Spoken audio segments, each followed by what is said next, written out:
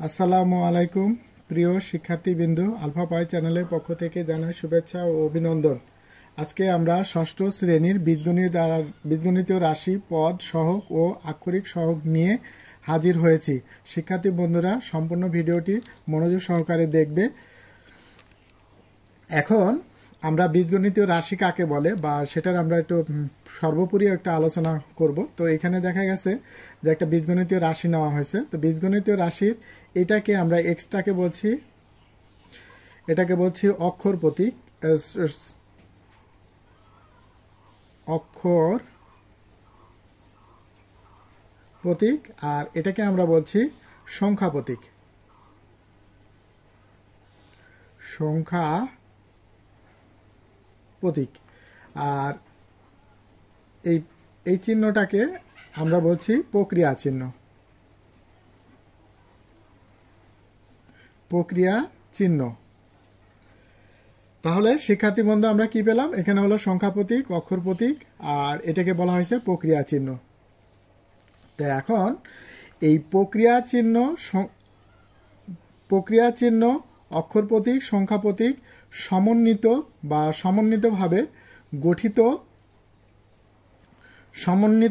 গঠিত অর্থবোধক বিন্যাসকে আমরা বীজগণিতীয় রাশি বলবো। অর্থাৎ এগুলোর সাহায্য নিয়ে গঠিত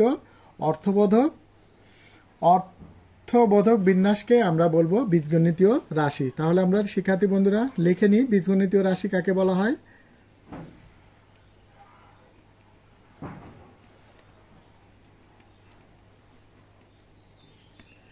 তাহলে বীজগণিতীয় রাশির আমরা ডেফিনেশনটা জানবো। এটা কিন্তু অত্যন্ত গুরুত্বপূর্ণ। আমাদের প্রত্যেকটা ক্লাসে, উপরের প্রত্যেকটা ক্লাসে কিন্তু বীজগণিতীয় রাশি আছে। তাহলে আমরা এটা শিখে নিই মনোযোগ সহকারে শিক্ষার্থী বন্ধুরা। তাহলে এখানে কি আছে? অক্ষর প্রতীক। আমরা এখানে দেখে দেখে লিখি অক্ষর প্রতীক, তারপরে কমা দিয়ে সংখ্যা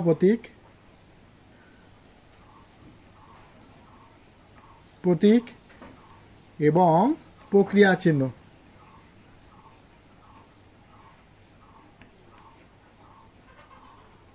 প্রক্রিয়া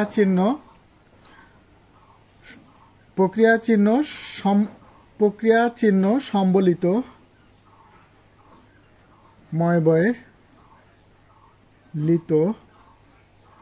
অথবা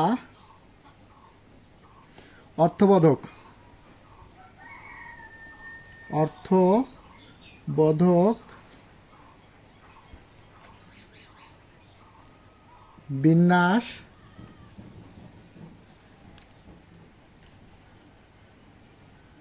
কে বীজগণিতীয়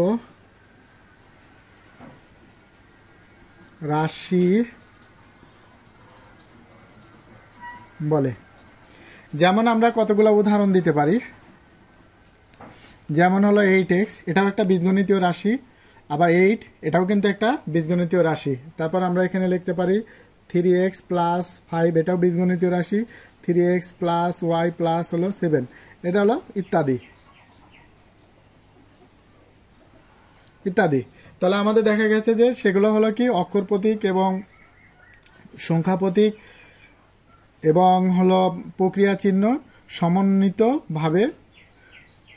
সমন্বিতভাবে তৈরিকৃত বা গঠনকৃত রাশিকেই আমরা বলবো বীজগণিতীয় রাশি। এখন আমরা এখানে যেটা দ্বিতীয় এখানে আছে কি পদ নিয়ে আলোচনা করব। অর্থাৎ কোনো বীজগণিতীয় রাশি আমরা এখানে দেখি, যেমন এখানে হলো কত 3x প্লাস হলো 5z প্লাস হলো c।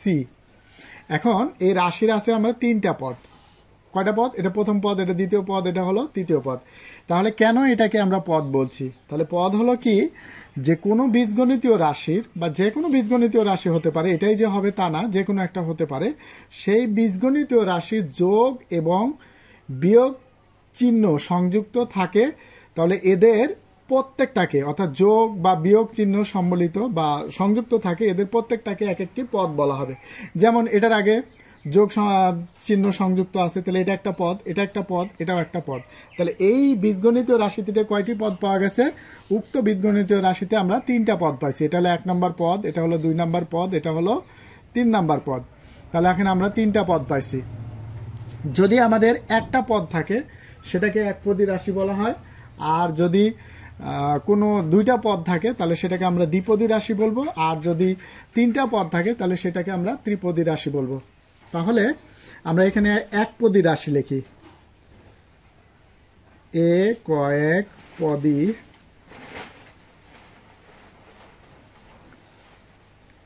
একপদী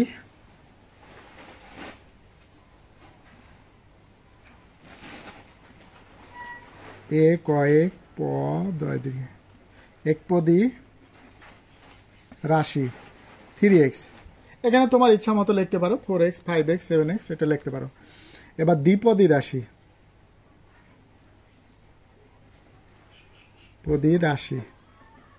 তা দ্বিপদী রাশি অবশ্যই নিশ্চয়ই মনে রাখছে যে দুইটা পদ হবে, তো 3x প্লাস হলো y, এটাও দ্বিপদী রাশি। এবার যদি ত্রিপদী রাশি বলা হয়, ত্রিপদী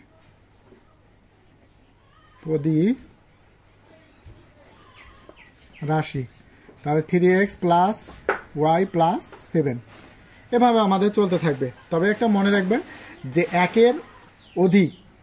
একের অধিক রাশিকে আমরা বলি বহুপদী। তো যাক, ওটা আমরা পরে আলোচনা করব। তাহলে আমরা শিক্ষার্থী বন্ধুরা প্রথমে আমরা রাশি কি, বীজগণিতীয় রাশি শিখলাম, পরেরটা আমরা পদ কি সেটাও আমরা শিখলাম। এখন আমরা সহগ কি সেটাকে আমরা লিখব। তাহলে সহগ এখানে দেখি, যেমন হলো 3x। আচ্ছা, 3টা কি? সংখ্যা। আচ্ছা, xটা কি? চলক। তাহলে যদি আমরা এখন চলকের সাথে কোনো সংখ্যা গুণক হিসাবে যুক্ত থাকে, তবে ওই সংখ্যাটাকে, অর্থাৎ এই চলকের সাথে যদি কোনো সংখ্যা গুণক হিসাবে থাকে, তাহলে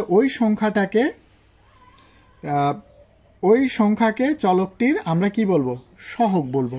তাহলে এখানে দেখো তো, এই x চলকের সাথে গুণ আকারে কি আছে? 3 আছে। তার মানে এই বীজগণিতীয় রাশি বা একপদী বীজগণিতীয় রাশি, এটা কিন্তু একপদীয় রাশি। তাহলে একপদীয় বীজগণিতিক রাশির তাহলে এই পূর্বের যে সংখ্যাটা গুণ আছে সেটাই হলো সহগ। তার মানে 3x এর সহগ হলো 3। তাহলে আমরা সহগটা কাকে বলে সেটা আমরা একটু লিখি শিক্ষার্থী বন্ধুরা। সহগ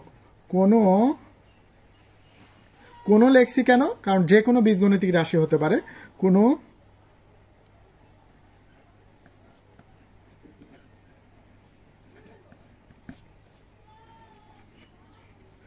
কোনো বীজগণিতীয় রাশির চলকের সাথে কোনো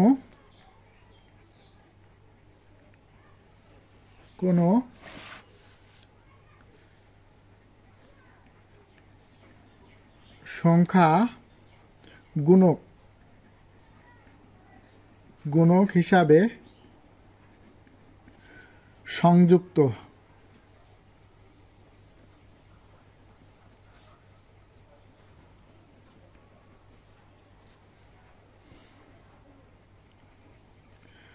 তবে ওই সংখ্যাকে, ওই বলতে আমরা এই 3টাকে বোঝাইছি, ওই সংখ্যাকে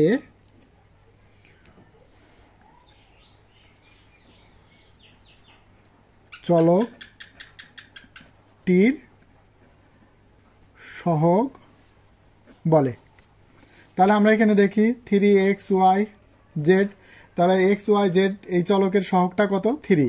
আবার যদি আমরা এখানে লিখি 5xz, তাহলে এই xz এর চলকের যেহেতু 5 গুণক হিসাবে আছে, তাহলে গুণক সংখ্যাটাকে ওই চলকটির আমরা কি বলবো? সহগ বলবো। তো এরকম যদি আমরা লিখি 3/2, এখানে হলো y, তাহলে এখানে এই 3/2টা হলো y এর সহগ। তাহলে আমরা এখানে লিখতে পারি যে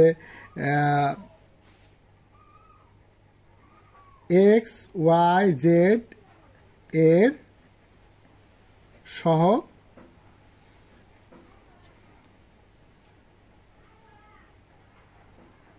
এখানে xyz এর সহগ কত? 3। তার মানে আমরা এখানে লিখতে পারি 3। আচ্ছা, এখন আমাদের এখানে আরেকটা জিনিস আমরা লিখছি, সেটা হলো আক্ষরিক সহগ কাকে বলা হয়। যদি কোনো বীজগণিতীয় রাশির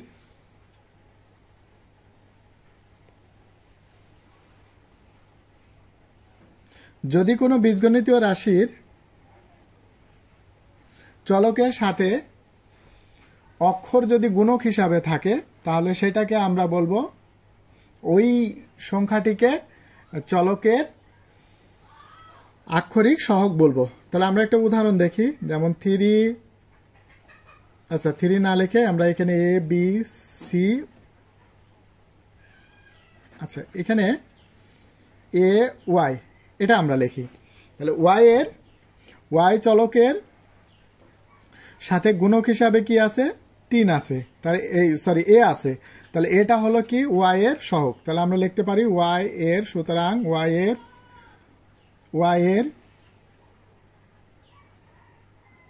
আক্ষরিক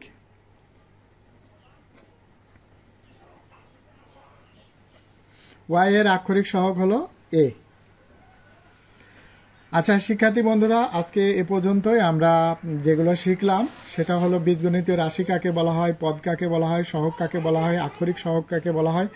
আগামী নেক্সট আমরা ক্লাসে আমরা এই বীজগণিতীয় রাশির সহগ বা এটা নিয়ে আরো বিস্তারিত আলোচনা করব। তো সেই পর্যন্ত তোমাদের সুস্বাস্থ্য কামনা করে আমার ভিডিওটি এখানেই শেষ করছি। ধন্যবাদ।